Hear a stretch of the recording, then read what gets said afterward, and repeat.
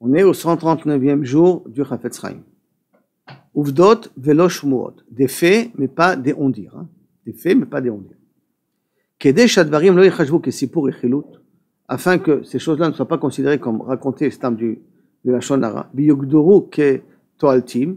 Pour qu'ils soient considérés comme utiles. Donc on a le droit de raconter. Chayvin umalem mispar tenaim.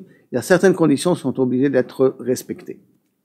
Achashuv minet mikol. Première chose, la plus importante de toutes, l'évader, vérifier, Shameda achen nachon, ou medouyak legamre, que l'information elle est entièrement vraie. C'est vadaï, première condition, pour que j'ai potentiellement le droit de raconter de la Lashon Hara, c'est que le richilut, c'est que d'abord, on vérifie la source de l'information, qu'elle est d'abord véridique.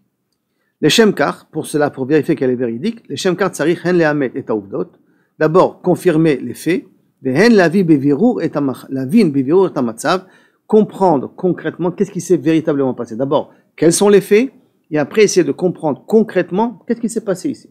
Être rentré dans le jeu et vraiment comprendre les événements qui se sont passés là.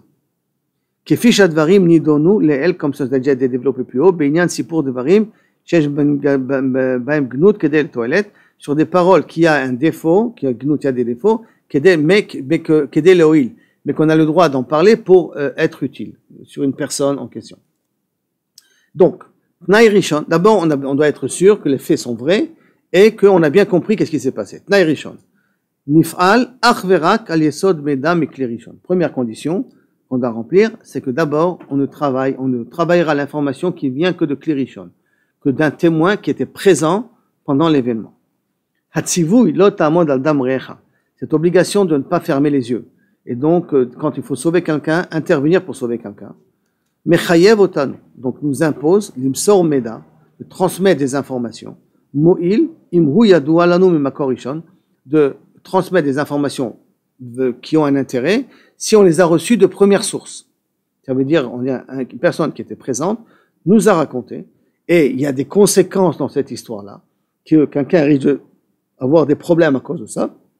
Et donc, Bedin, l'otamod adam recha, ne reste pas impassible devant le sang de ton frère qui est en train de couler, donc essayer de sauver ton frère. Tu as le droit de transmettre cette information-là, d'accord? Parce que c'est moïl. Mais à une condition d'avoir rishon, premièrement, makor rishon, ça veut dire que tu viens de recevoir l'information de quelqu'un qui était présent pendant l'événement. Im adam machlit le saper al maase shalav shama, si quelqu'un prend la décision de raconter une histoire qu'il a entendue, mais que lui-même n'était pas là-bas, aide l'écart, que lui-même n'était pas témoin de ça, pour éviter que l'autre ait un dommage à cause de ça, ou il risque de lui arriver un dommage à cause de ça, Allah, l'omar beferouche, il doit dire clairement, ou betsura brora, de façon très claire, shayediot shebirshuto, mevusasot al shmuot, ve'en lekabel otam keuvdot, que les histoires qu'il va raconter là maintenant sont basées sur des on-dit et pas sur des faits qui sont vérifiés.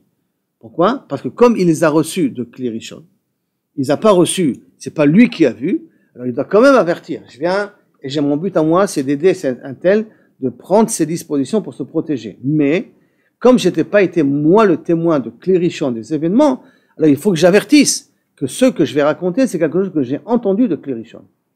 Que j'ai entendu, comme ça la personne en face comprend que peut-être, j'ai pas tout à fait l'information. Donc laisse éventuellement une possibilité à un doute. Un doute, comme ça, mes paroles ne sont pas 100% du Lashon Hara. Puisque moi, je n'ai pas été le témoin oculaire de l'événement en question. Donc, dès qu'on n'est pas le témoin oculaire d'un événement en question, il faut dire, c'est une histoire que j'ai entendue. À eux, après, de comprendre s'ils ont entendu, donc c'est pas forcément entièrement vrai. Alors, à ce moment-là, j'enlève le problème du Lashon Hara de ma part.